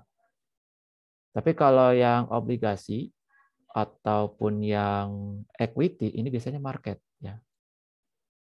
Obligasi dan ekuitas. Saham. Ya. Ini jangan sampai salah nih, nanti soal pasti seperti ini nih. Ada loan, ada obligasi, ada saham. Ya, mana yang pakai book value, mana yang pakai market value. Ya, hati-hati. Ya. Ada yang menggunakan opportunity cost tadi, ada yang menggunakan historical. Ya. Jadi ada penyesuaian kalau pakai opportunity cost. Ya, ada pakai growth, ada asumsi, ada geometric mean atau arithmetic gitu ya. Tidak hanya berdasarkan data historical saja. Kemudian kita lihat bahwa penggunanya adalah ke depan ya. Jadi data yang kita gunakan adalah data asumsi yang akan datang. Nah, jadi kalau di soal nanti bentuknya adalah ilustrasi itu. Jadi berdasarkan tahun yang akan datang, maka terjadi misalnya penurunan 10%. Nah, berarti kalau di atas sudah disebutkan 5%, berarti kita kurangi itu 5% dengan 10%-nya. Berarti menjadi berapa? Sekarang, kalau kita gunakan diskon rate-nya, ini turun 10% ya, berarti berapa yang kita pakai? Ayo. -5 ya. Berapa? Barat, no? 5 turun 10% -5 ya. Berapa? -5. Kok min 5? 10%-nya dari 5% berapa? Oh, 0,5. 2,5. Ya, 4,5. berarti 5 dikurangi 0,5. 4,5. Nah, gini nih. Ya. Jadi hati-hati dengan seperti ini nih, asumsi. Bisa turun 10% atau turun setengahnya. Ya pokoknya kata-kata kayak gini nih. Turun sepertiganya gitu ya. Jadi dari angka yang sudah kita peroleh, kita adjust. Ya, karena terjadi kondisi yang tidak sesuai. Ya, karena kita lihat ke depan. Atau sebaliknya kayak pandemi ini udah ada booster. Oh yang tadinya pada waktu pandemi 5%, ini karena ada booster jadi dianggap sudah risikonya berkurang. Jadi meningkat 10%. Nah gitu kebalikannya. Ya. Tapi ilustrasi ya, kita ada penyesuaiannya, hati-hati ya. Kalau naik 10% berarti dari 5% menjadi 5,5 gitu ya. Itu ya, ini hati-hati nih teman-teman.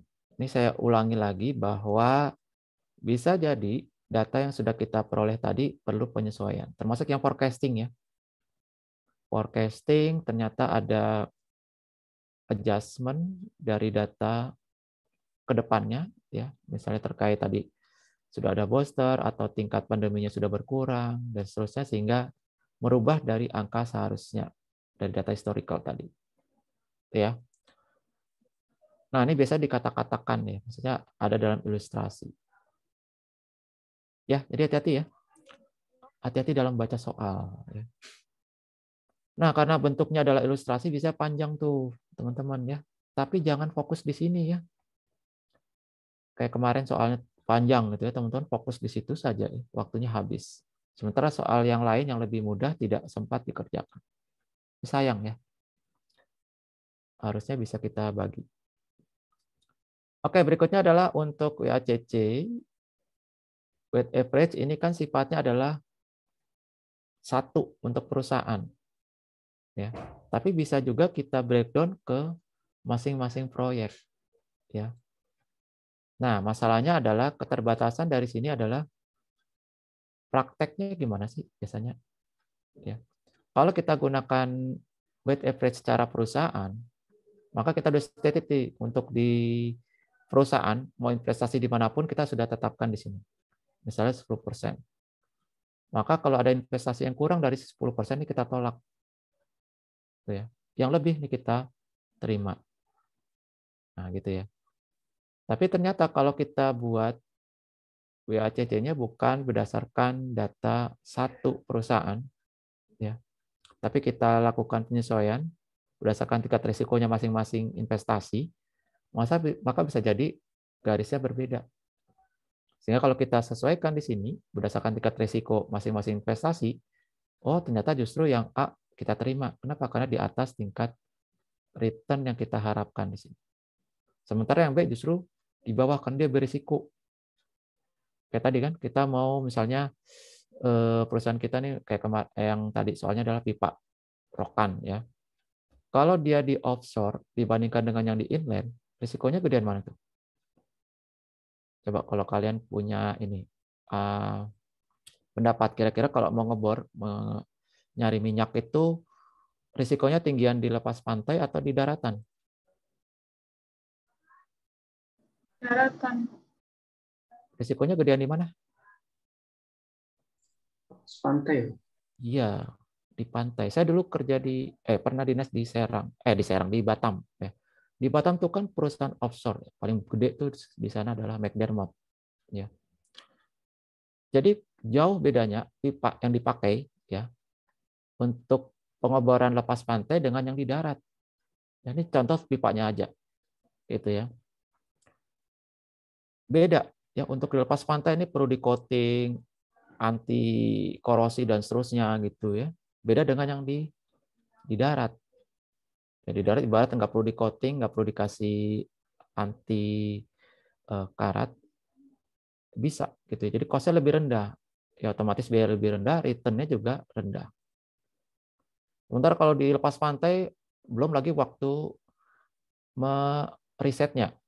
Kalau ini kan gampang ya, misalnya ke hutan ya tinggal jalan aja gitu ya. Kita ke hutan nyari potensi di dasarnya. Tapi kalau di laut kan kita harus ada alatnya lagi ya untuk namanya memetakan bawah laut. Ya, kira-kira ada di mana sumbernya. Kemudian kalau sumbernya sudah ada, kira-kira pipanya ini mau ditaruh di mana? Karena kan sifatnya tadi ada lembah, ada segala macam gitu ya. Beda dengan di darat. Di darat tuh gampang gitu ya naruhnya. Di kebun jadi, di hutan tinggal dibabat jadi. Tapi kalau di laut itu ada ini harus ada pemetaan bawah dasar laut supaya pipanya itu pas gitu ya di mana. Ini saya pernah ada perusahaan pemetaan bawah laut untuk pipa, terus ada perusahaan yang bagian pipanya, ada yang perusahaan rignya di atasnya, ya kan? Nah, gitu. Jadi risikonya sangat tinggi nih, udah pasti, cost-nya pasti juga tinggi. Ya, oleh sebab itu return-nya juga harus tinggi. Beda dengan yang di darat.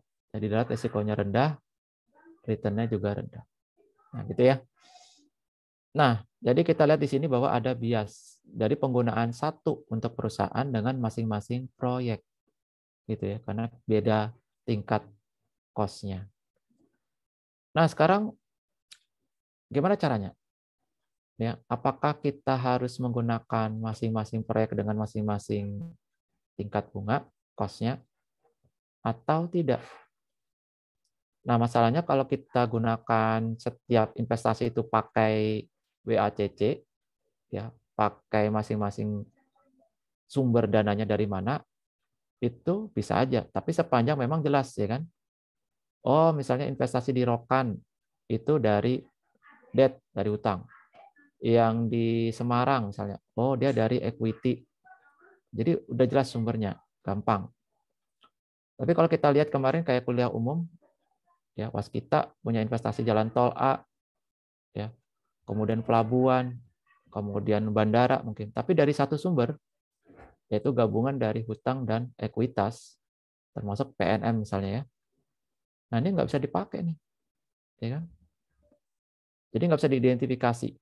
Namanya tuh istilahnya tuh bulk financing. Ya. Nih pokoknya ada dana sekian nih 1 triliun, terserah mau investasi kemana aja. Nah kan gitu ya. Jadi yang kita dapat ya WACC satu perusahaan di sini. Nah gitu ya. Makanya kalau ini agak sulit. Kemudian butuh waktu lagi untuk menyesuaikan. Ya. Nah solusinya apa? Solusinya kita buat per divisi atau per regional. Per regional berarti yang Sumatera ada sendiri gitu ya, yang Jawa ada sendiri. Atau misalnya yang satu daratan ada sendiri, lautan ada sendiri investasinya, gitu ya. Atau masing-masing industri, misalnya ada yang bagian konstruksi, ada yang bagian finishing, beda-beda. Ya pokoknya per divisi itu lebih gampang, gitu ya. Tidak seperti per investasi. Nah kalau teman-teman lihat di kuliah umum yang tahun lalu yang ada di LMS itu ada dashboard-nya ya. Dashboard per apa tuh? Per investasi. Jadi kalau di Kementerian BUMN itu dia sudah ada penentuan risikonya ya. Sehingga otomatis kalau risikonya sudah ada, cost-nya pasti sudah diketahui ya. Risiko semakin tinggi, maka cost-nya juga harus lebih tinggi juga. Nah, teman-teman bisa lihat tuh bandingkan ya. Antara kuliah umum yang lalu dengan yang kemarin kita bahas ya. Dua-duanya dipakai tuh ya. Pakai. Oke, berikutnya adalah flotation cost. Ini juga sudah dipelajari di manajemen keuangan. Ini adalah biaya-biaya yang kita keluarkan sampai dengan kita bisa IPO ya. Apa saja biayanya? Biaya underwriting, biaya legal dan seterusnya ya yang dipersyaratkan oleh bursa sebelum kita bisa jual saham kita. Nah, maka ini harus diperhitungkan sebagai cost. Nah, ini simple aja ya. Oke, gitu ya. Sekarang ada pertanyaan nggak sebelum kita lanjut ke bahas soal? Bertanya, boleh Kak? Ya, silakan. Izin bertanya, saya pernah menjumpai di soal untuk perhitungan yang cost of common share, kan ada dua, pakai yang dividend growth sama CAPM. Nah itu hasilnya beda Pak, tapi beda dikit sih kayak komanya. Nah yang dipakai yang mana ya Pak? Ya, betul. Sama kayak soal kuis kalian sekarang ya. Ini udah setengah jam ya. Oke, soalnya tidak jadi kuis yang nomor 3 ya. Jadi nomor 3 itu sama, nanti kita bahas ya. Yaitu ada dua metode untuk menghitung equity, yaitu DGM dan CAPM. Hasilnya memang pasti beda biasanya ya. Tapi bedanya memang nggak jauh kalau asumsinya adalah sama atau tidak terlalu berbeda. Ya. Nah, sama dengan di soal nanti, teman-teman harus menghitung dengan dua konsep ini. Jadi menghitung nilai perusahaan dengan menggunakan ekuita dengan menggunakan dividen. Yang pertama. Yang kedua, teman-teman jawab nilai WACC-nya dengan menggunakan CAPM. Gitu ya. Nah, kalau di soal gimana? Di soal kalau tidak disebutkan, seharusnya dengan menggunakan dua metode ini, teman-teman sudah dianggap benar. Kalau tidak disebutkan ya. Hitung RE-nya, titik. Lah, pakai apa nih? Nah, tergantung datanya. Kalau datanya ternyata diketahui RF, beta, oh pasti CAPM. Ya kan? Tapi kalau datanya disebutkan pembayaran dividen dan growth, udah pasti dividen growth model. Gitu ya. Jadi kalau cara menjawab soal itu tergantung dari yang diketahuinya apa.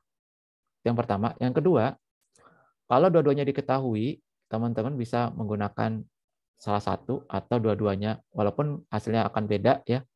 Tapi secara konsep atau teori benar dua-duanya, ya, karena memang dua-duanya digunakan untuk menilai sebagai WACC-nya, Mbak. Gitu, Mbak Zahra. Baik, Pak. Terima kasih banyak. Siap. Ya, emang hasilnya pasti beda ya. Bukan pasti beda, bisa beda. Kayaknya mayoritas beda. Karena beda banget. Satu pakai dividen, satu pakai beta risk free. Ya, biasanya beda. Oke, nanti kita bahas soalnya kok. Sama persis seperti yang kamu tanyakan ya, Mbak. Ada lagi yang mau ditanyakan? Ini pasti keluar ya, jadi jangan sampai ada yang bingung atau masih ragu ya. Ini saya pastikan keluar di soal ya. Oke, kita coba cek di kuis ya, ini supaya mempercepat teman-teman langsung jawab ya.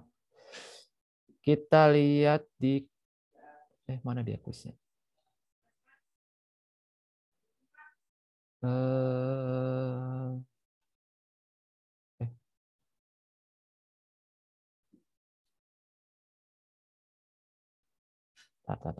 Kok tertutup? Ada di LMS sebenarnya ya, teman-teman bisa lihat. Teman saya coba mau kita bahas bareng sebentar ya. Chapter 12. Latihan.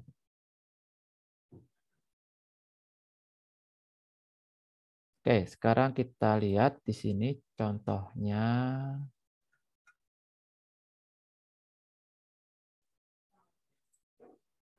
Oke, tampilannya sudah berupa PDF? Sudah, Pak. Sudah. Ya, ini kayak gini nih contohnya kalau buat di soal nanti ya. Jadi nomor 1, diketahui obligasi pemerintah. Nah, berarti pikiran kita udah jelas. Oh, kalau obligasi pemerintah sebenarnya ingin menunjukkan apa? Risk free. Iya, pokoknya kalau udah obligasi pemerintah, oh berarti nggak ada masalah nih, tidak ada risiko. Berarti ini ingin menunjukkan ini loh risk free-nya. Nah, gitu ya. Oke, kita udah tahu bahwa obligasi pemerintah ini adalah risk free. Nah, sekarang di soal berikutnya adalah obligasi ini ada banyak, ya kan? Tergantung dari waktunya. Ya, ada yang 4 tahun, ada yang 9, ada yang sampai 19. Ya, nomor seri segala macam. Ya. Ini akan keluar nomor seri 2021. 21. Ya. Nah, kemudian ada tingkat bunganya. Kemudian ada kuponnya. Nah, kita udah belajar tadi untuk risk free, untuk penyederhanaan dan persamaan persepsi yang kita gunakan adalah yang middle term, ya. Yang berapa lama? 10 tahun, Pak. 10 tahun. Nah, berarti kita cek yang mendekati 10 tahun. Mendekati ya, kalau misalnya nggak ada. Yang mendekati yang berapa tahun sih? 9,5. Ya, berarti kita pakai 9. Ya. Karena ini sifatnya adalah risk free market, berarti kita pakai yang yield. Ya. Berarti yang 7,8. Jangan pakai yang kupon ya. Nah, berarti kita sudah dapat risk free-nya. Ya. Kemudian diketahui lagi apa? Expected return ya dari market portofolionya, yaitu sebesar 10,37%. Yang ditanyakan apa? Berapa kompensasi? Nah, kalau kompensasi apa tadi istilah yang kita pakai? Premium ya, Pak. Iya, betul, premiumnya. Selisih lebihnya. Gitu. Nah, gitu. Gampang kan?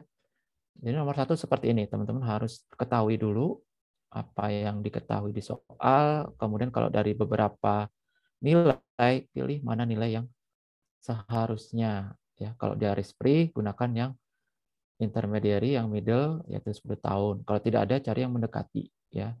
Kemudian gunakan yield-nya, jangan coupon rate-nya. Ya. Karena sifatnya adalah market. Ya. Oke, ini nomor 1. Yang nomor 2, berikutnya adalah berdasarkan data yield, berarti kita pakai tabel ini. Ya. Obligasi pemerintah tersebut diketahui bahwa perusahaan punya betanya 1,2. Kalau kita sudah ada informasi beta berarti biasanya untuk menghitung apa? CAPM. Iya. Nggak mungkin kalau ada beta menggunakan dividen growth model. Ya, nggak mungkin lah ya, karena udah tahu beta pasti CAPM. Ya. Berarti rumus CAPM tadi apa? Risk free Risk ditambah free ditambah beta dikali premium MRP. market. Oke, risk premium. Ya, premiumnya. Kalau premium itu dari mana asalnya? risk RM market dikurang RF. Ya, market dikurangi risk free. Nah, gitu ya. Jadi tergantung di soal premiumnya kah atau marketnya ya. Oke, berikutnya betanya sudah ada, berikutnya adalah premiumnya. Ya, berarti tinggal dimasukkan aja rumusnya ya. Sehingga ketemu cost dari KF ini. Oke ya, jadi nomor 1, nomor 2 ini 5 menit selesai ya. Sekarang nomor 3. Nomor 3 diketahui cost of capital-nya, yaitu ada yang dari loan ya, ada yang dari debt obligasi ya. Kemudian kita lihat di sini ada nilai nominalnya baik utang maupun obligasi, kemudian ada rate-nya. Ya, ada kuponnya. Nah, kira-kira yang pakai book value yang mana nih? Sama yang lembaga keuangan.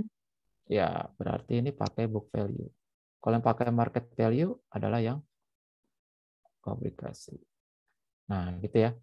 Nah, berarti kalau pakai market, kita harus tahu dulu marketnya pakainya yang mana. Ya, kalau book value udah jelas, tinggal kita hitung, selesai. Ya. Sekarang masalahnya adalah marketnya. Jadi kalau obligasi, kita lihat yang sebanding. Ya. Sekarang kita lihat di sini, obligasinya ratingnya apa? Oh, ratingnya adalah AA. Berarti cari obligasi yang sama. Ya. Tenornya dan ratingnya. Jangan lupa, ini ada tax rate 20%. Berarti nanti RD-nya harus after tax. Ya. Coba yang dipakai yang mana nih? Risk free-nya. Yang 10, Pak. Ya, 10 kita tahun. cari tenornya, mau dari sini, mau dari sini juga bisa. Ya. 10. Ya. 10 berarti yang today 0,6. Nah, itu ya. Berarti ini yang risk free-nya. Ya, nanti kita lihat hasilnya itu nggak beda jauh dengan penilaiannya, ya. Tapi memang beda, ya. Yang 10 tahun. Ini 2020, ya, berarti nanti akan mendekati angka ini, ya. Nah, berarti kita pakai risk free-nya 6,08, ya, 10 tahun. Nah, berikutnya kita lihat di sini datanya sama, ya. Berarti ada risk free, kemudian kita lihat yang sejenis benchmark-nya, yaitu yang AAA. Dengan maturity 10 tahun. Ini juga sama hasilnya, ya. Nah, kita lihat spread-nya. Tadi dengan spread-nya yang AA, kita lihat tenornya yang 10 tahun. Kira-kira selisihnya ada berapa? Selisihnya adalah 270 basis point. Berarti berapa persen? 2,7. Iya, 2,703. Gitu ya. Itu cara baca tabel sehingga kita ketemu angka-angkanya ya. Nah, berarti tinggal kita hitung. Karena kita mau menghitung ada RD, kemudian nanti ada RE, berarti kita hitung RD-nya dulu. Ya. RD-nya tadi ada 2, dari loan dan dari obligasi. Nah, gitu ya. Kok loan berarti pakai yang book value-nya, obligasi pakai yang market value. Nah, gitu ya. Market value berarti ini sudah ada di soal ya, yang free-nya kemudian spread-nya. Nah, sekarang kita hitung yang RE-nya. Karena untuk WACC tadi adalah proporsional dari debt dan equity ya. Ini hati-hati debt nanti harus kali 1 min tax rate ya. Nah, sekarang kita hitung RE-nya. Nah, RE-nya tadi di soal, ini ada dividen. Oh, kalau ada dividen, berarti karena RE-nya harus pakai market, cara ngitungnya ada dua tadi. Yaitu apa tadi? Menggunakan dividen growth model dan CAPM. ya CAPM. Berarti kalau ada dividen, berarti ini udah pasti nih pakai dividen growth model. Ya, cara pertama. Terus yang kedua loh, kok ada informasi tingkat volatilitas. Volatilitasnya apa nih? Betanya, Pak. Iya, volatilitas itu beta. Kemudian ada premi resiko yang diinvestasikan di negara tersebut 4,5. Oh, udah pasti kalau kayak gini ada juga penggunaan CAPM. Nah, berarti nanti ada dua nih jawabannya ya. Satu RE menggunakan dividen growth model, satu RE menggunakan CAPM. Itu ya. Jadi ada dua nanti WACC-nya. WACC jika dihitung RE-nya menggunakan dividen growth model, ada WACC yang kedua yaitu yang RE-nya menggunakan CAPM. Ini ada selisih emang, tapi selisihnya kecil ya. Gitu ya. Kalau di soal seperti ini berarti teman-teman harus jawab dua ya. Oke, jadi untuk latihan di rumah teman-teman latihan nomor 3 ya.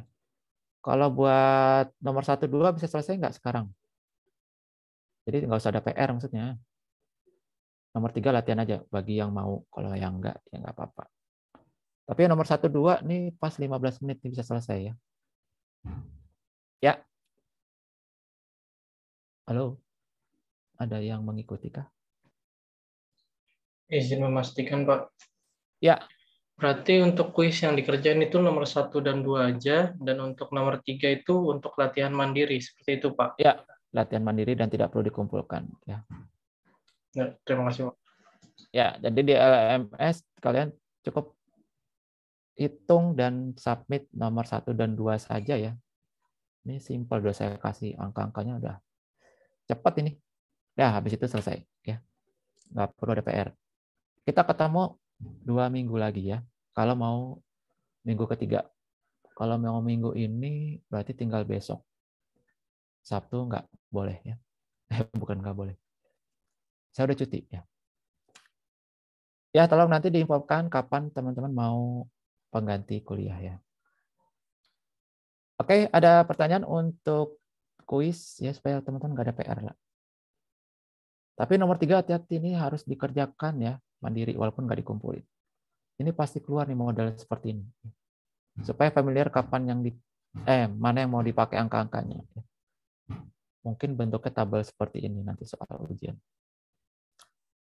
Ya, nanti ada kesulitan nomor 3 silakan nanti diskusi. Nomor 1 2 kita mulai dari sekarang sampai jam 13 ya.